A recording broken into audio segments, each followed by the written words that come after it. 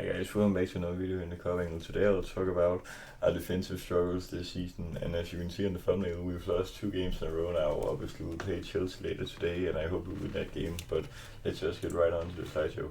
Obviously we've signed some new defenders, also our new players this season that will have an impact obviously, but if we take them one after one, obviously Frimpong, he's quite short, so he doesn't have that much size when it comes to hitting balls away and stuff like that, but his pace is super great, so that's why he's always quick on the counters and stuff like that. But he has great pace to run onto the attackers, but his size is what's holding him back. Obviously we have Van Dijk and Konate who are massive and can cover for him at that stage, but I'm not disappointed in Frimpong yet. I just think he needs to gel in the team. Then the next player obviously is Kyrgios. He has some of the same issues as Frimpong, not that tall, so he cost us some chances against Newcastle, if you all remember that. Obviously one of them cost a goal. But he has so much talent. Obviously the game against Arsenal in which we won 1-0, he was super great, so it's not just about pinpointing the errors, because I just think we need all our new signings to click and then it'll be super great.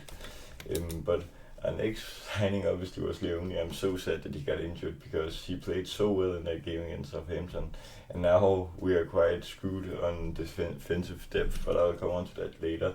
But obviously he has some quite good size.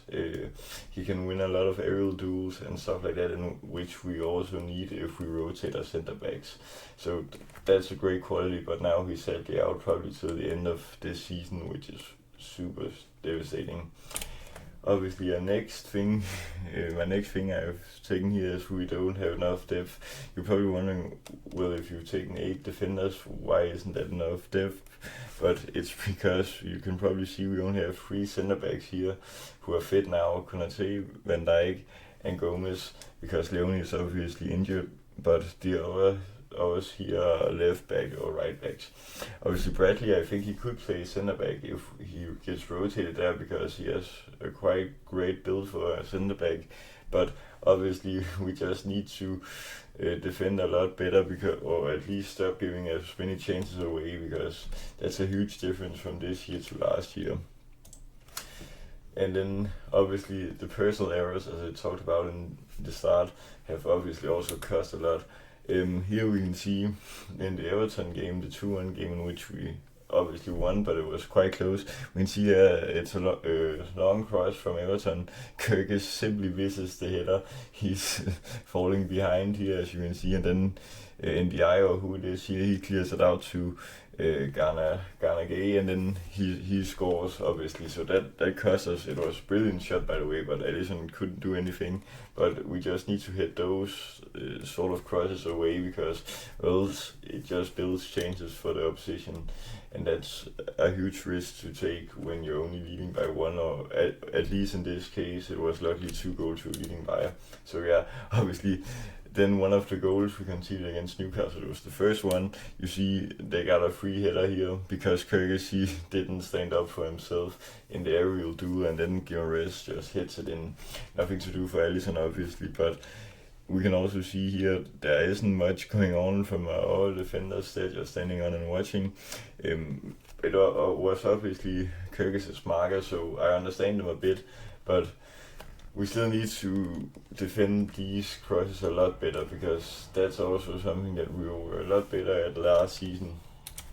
But then obviously the second goal Newcastle scored, Konate simply misses this ball. It's right behind his neck, you can see here. Then it slips through to Sula, which just scores obviously. Luckily Rio Ngamura saved us in the other end, because or else it would have been devastating to throw a 2-0 lead against a team with only 10 men on the pitch. And obviously Van Dijk and Kyrgios are just here because it was a long ball from Pope in which got sent up here, and then it went all the way through. Then in a recent game against Galatasaray, then they simply just countered us on the counter attack. You can see in this situation they're 2 versus 4, but they then get a shot away. Luckily Alisson saves us once again, but we are not that great on defending the counter attacks when it's teams that maybe try to be under don't have enough players in the attack just to counter attack us with 2 against 4 or maybe 1 against 3 if they are lucky to run through. But obviously it's Van Dijk, he's also getting older, so he can't clean up for everyone else. So we also need to implement a new defense well in this situation. But obviously Szoboszlai played right back here, and he, to be honest, did super well. He obviously conceded a pin, but I think that was quite soft.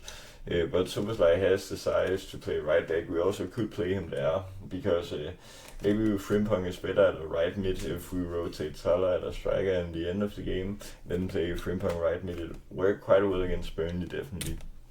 So obviously we face many more chances this season. Well, it definitely feels like that, because also in a lot of these games we just open up for opponents. Obviously, in all the games in which we led 2-0, we just start to concede a lot of chances. Obviously, Alisson saves us a lot in a season like this, but sadly he's also injured now. But yes, guys, obviously with all these chances that we face, I've got some stats to prove it, obviously. So last season we conceded 38.14 xG in total in the Premier League season, which equates to 1.00 something a game, which to be honest isn't that bad. But also what maybe dragged it up in situations was probably penalties, because when you concede penalties, then they equate to like 0.7 or 0.8 xG just in a penalty. Obviously we also had more defensive reliability last season, in that we could maybe use Trent in a position like that. Obviously he didn't defend that well, but we could move Bradley a lot more down last season, in which now our new signings, it can be harder to fit Bradley in here, because obviously Frimpong is brought in for money and Kyrgios is too. But then this season we concede 1.046 xG per game, which obviously is a half decimal more basically than last season, but it feels like we can see a lot more. Maybe it's just in the Champions League that I feel like we've done that, because obviously that's very bad that we concede all these chances. Well, it's not that we concede the chances, it's in the manner that we do it, because when we close our opponents into the games again, then we risk point drops and stuff like that, in which we've seen in the last 2 games where we didn't open the game up for them in that case, because we didn't lead at any point.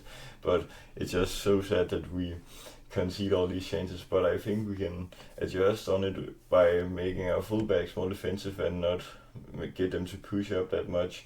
Well, I guess we'll only get smarter after the Chelsea game today. So now on to the next step in the video. Obviously, so what is our ideal defense plus midfield? Obviously it's Alisson in goal, but he's sadly injured right now. Then I would say Kyrgios, Van Dijk and Konate, and maybe Szoboszlai here instead of Bradley, but I think Bradley needs to play time, so I'll respect him. And then McAllister and Grönberg as the 2 midfielders, or the 2 sixes, I guess. And then Frimpong could play right mid, but obviously that's Salah's place. So we obviously don't have that much depth if we say Konate or Van Dijk gets injured, and that's the problem.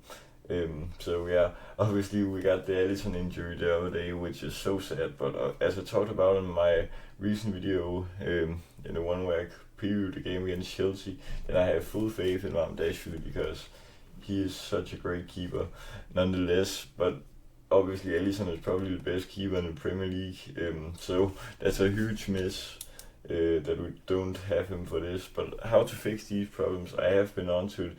We probably need to first of all clear some balls up more often, because we can't just let them get rebounds and throw the ball into the penalty area and just expect to get away with it every single time, because it has cost us sometimes, obviously.